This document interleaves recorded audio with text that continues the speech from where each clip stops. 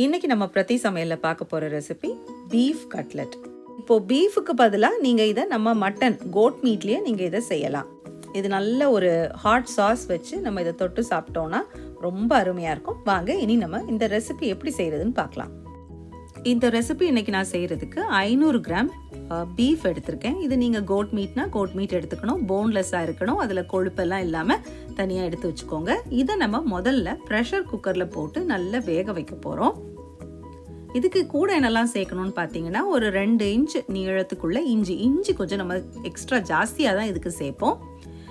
அதுவும் ஒரு 6-7 பல்லு பூண்டு. இதையும் நல்லா இடித்து பேஸ்டாட்டுக்கு வேண்டாம், இது நல்லா இடிக்கல்ல போட்டு இடித்து அதையும் இந்த குக்கரில் போட்டு ஒன்றா வேக வைக்க போகிறோம். கூட கொஞ்சம் ஒரு 1/4 டீஸ்பூன் மஞ்சள் பொடி சேர்த்துக்கோங்க, 1 டீஸ்பூன் மிளகாய் பொடி. நம்ம அது காரம் கடைசியில் அட்ஜஸ்ட் பண்ணிக்கலாம். முதல்ல 1 டீஸ்பூன் போட்டுக்கலாம். இப்போ ஒரு 1/2 டீஸ்பூன் மிளகு பொடி. இது கூடவே 1/2 கப்பு தண்ணி போதும் நமக்கு.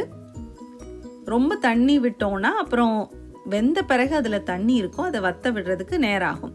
கூடவே 1 டீஸ்பூன் உப்பும் போட்டுக்கலாம். இப்போ இதை நல்லா நம்ம ப்ரெஷர் குக் பண்ண போகிறோம். ஒரு 6-7 விசில் நம்ம ப்ரெஷர் குக் பண்ணி எடுத்துக்கலாம்.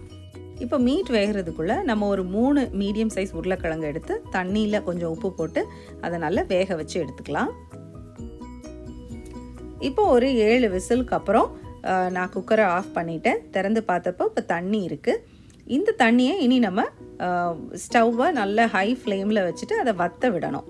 இந்த மாதிரி ஒரு கரண்டி வச்சு அப்பப்போ கிளறிட்டுருங்க. ஏன்னா ஃபுல் ஃப்ளேமில் இருக்கும், அடி பிடிச்சிடக்கூடாது. கொஞ்சம் கவனமாக நின்று அதை நல்லா ட்ரை ஆகிற வரைக்கும் கொஞ்சம் வத்த விடுங்க. பாருங்கள், இப்போ நல்லா ட்ரை ஆகிடுச்சு. இனி இதை ஆறட்டும். ஆறின பின்னால் நம்ம இதை மிக்சியில் போட்டு பொடி பண்ணி எடுக்க போகிறோம். இப்போ நம்ம உருளைக்கிழங்கும் நல்லா வெந்து சாஃப்ட் ஆயாச்சு. இதையும் நல்லா மசிச்சு எடுத்து வச்சுக்கலாம். இப்போ இந்த மீட் நல்லா ஆறியாச்சு. ஆறின பிறகு மிக்ஸி ஜாரில் போட்டு நல்லா பொடிச்சு வச்சுக்கோங்க. இப்போ நீங்கள் கேட்கலாம், நம்ம ஏன் மின்ஸ் பீஃபே ஏன் வாங்கி செய்யக்கூடாது அப்படின்னு நினைக்கலாம். மின்ஸ் பீஃபில் நம்ம பண்ணினோன்னா இந்த மாதிரி டெக்ஸ்டரும் வராது, டேஸ்ட்டும் வராது.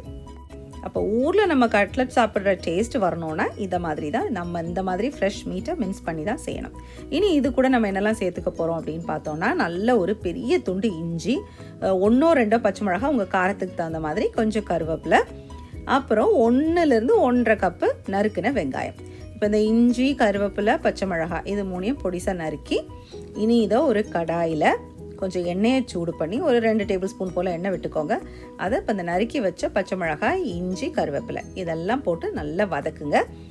இஞ்சி பச்சை மிளகாலாம் வதங்கின பிறகு நம்ம நறுக்கி வச்சு அந்த 1-1 1/2 கப்பு வரைக்கும் வெங்காயம் போட்டுக்கலாம். அதையும் போட்டு வதக்குறோம். கொஞ்சம் அளவாக உப்பு போட்டுக்கோங்க. மிக்சியில் பொடி பண்ணின அந்த மீட்டையும் இது கூட போட்டு நல்லா இப்போ மிக்ஸ் பண்ண போகிறோம். இனி இது கூட கொஞ்சோண்டு ஒரு 1/4 டீஸ்பூன் போல் கரம் மசாலா சேர்த்துக்கோங்க. மற்ற பொடிகள்லாம் நமக்கு அவசியம் இல்லை. இது கூடவே நம்ம எடுத்து வச்ச உருளைக்கிழங்கையும் போட்டு ஒன்றா நல்லா மிக்ஸ் பண்ணுங்கள். இது கூடவே கொஞ்சம் கொத்தமல்லி இலையை நறுக்கி போட்டுக்கலாம். உப்பு போட்டுக்கோங்க. இப்போ இந்த நேரம் நீங்கள் உப்பு, உரைப்பு எல்லாம் இருக்கான்னு கரெக்டாக பாருங்கள். கொஞ்சமாக புளிப்புக்கு 1 டீஸ்பூன் போல் எலுமிச்சப்பழ சாரியை நீங்கள் அதில் சேர்த்துக்கோங்க. ரொம்பவும் கூடிடக்கூடாது. ஸோ உரைப்பு வேணும்னா நீங்கள் இப்போ மிளகாய் பொடி கூட நீங்கள் எக்ஸ்ட்ரா சேர்த்துக்கலாம். இப்போ நான் பண்ணி வச்சுருக்கிற இந்த கட்லெட் பேஸ் வந்து கிட்ஸ் வெர்ஷன், கொஞ்சம் உரைப்பு கம்மியாக இருக்கும். நம்ம பெரியவங்களுக்கு செய்யணும்னா நல்ல மிளகு, நல்ல புதுசாக நுணுக்கின மிளகு, நிறைய இஞ்சி, பச்சை மிளகாய் நல்லா தூக்கலாக போடுங்க. இஞ்சி, பச்சை மிளகாய், மிளகு, கருவேப்பிலை இந்த 4 தான் இந்த கட்லெட்டுக்கு மனமும் ருசியும் கொடுக்குறதே. இப்போ இதை சின்ன உருண்டைகளாக பிடிச்சிட்டு அதுக்கப்புறம் அதை இந்த மாதிரி வடை மாதிரி ஃப்ளாட்டாக எல்லாத்தையும் தட்டி வச்சுக்கலாம் ஒரு பிளேட்டில். அதுக்கப்புறம் ஒரு முட்டையை எடுத்து அதில் கொஞ்சமாக தண்ணி சேர்த்து நல்லா பீட் பண்ணி வச்சுக்கோங்க. கூடவே பக்கத்தில் கொஞ்சம் பிரெட் க்ரம்ஸும் இருக்கட்டும். இப்போ ஒவ்வொரு கட்லெட்டையும் இந்த மாதிரி முட்டையில் முக்கிட்டு அதை அப்படியே நம்ம பிரெட் க்ரம்ஸில் ஃபுல்லாக கோட் பண்ணி எடுக்க போகிறோம். இப்போ பாருங்கள், எல்லா கட்லெட்டையும் நல்ல பிரெட் க்ரம்ஸில் கோட் பண்ணியாச்சு. அவ்வளோ கட்லெட்டையும் பொரிக்க போகிறதுல இதில் ஒரு பாதி கட்லெட்டை எடுத்து நான் ஃப்ரீசரில் போட்டு இன்னொரு நாளைக்கு பொரிக்கிறதுக்கு வச்சுக்க போகிறேன். இப்படி ஒரு ஜிப்லாக்கில் இந்த மாதிரி குட்டி குட்டியாக எடுத்து வச்சுட்டிங்கன்னா கொஞ்சமாக ஒரு 4-5 எடுத்து வச்சு ஃப்ரீசரில் போட்டு வச்சுக்கலாம். வேண்டிய நேரம் நம்ம எடுத்து பொரிச்சிக்கலாம். இப்போ நம்ம பிரெட் கோட் பண்ணி வச்ச அந்த கட்லெட்டை எண்ணெயில் போட்டு பொரிச்சு எடுக்க போகிறோம். ரொம்ப அந்த தோசைக்கல்லில் வச்செல்லாம் நம்ம செய்யலாம், ஆனால் அந்த அளவுக்கு டேஸ்ட் வராது. அதாவது எப்படி இருக்கணும்னா, அந்த கட்லெட் முங்குற அளவுக்கு இருந்தால் போதும். இந்த அளவுக்கு எண்ணெய் இருந்தால் போதும். இதை இனி அழகாக நல்லா ஒன்று போல் ப்ரௌனாக வர வரைக்கும் பொரித்து எடுத்துட்டிங்கன்னா போதும்.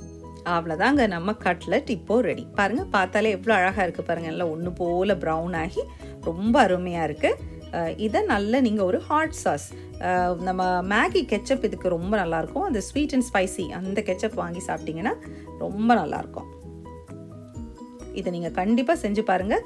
இதை பீஃபில் தான் இல்லை, நீங்கள் கோட் மீட்டில் கூட மட்டனில் கூட நீங்கள் இதை செய்யலாம். ரொம்ப டேஸ்ட்டாக இருக்கும். கண்டிப்பாக இதை செஞ்சு பாருங்கள்.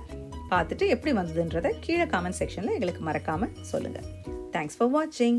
பாய்.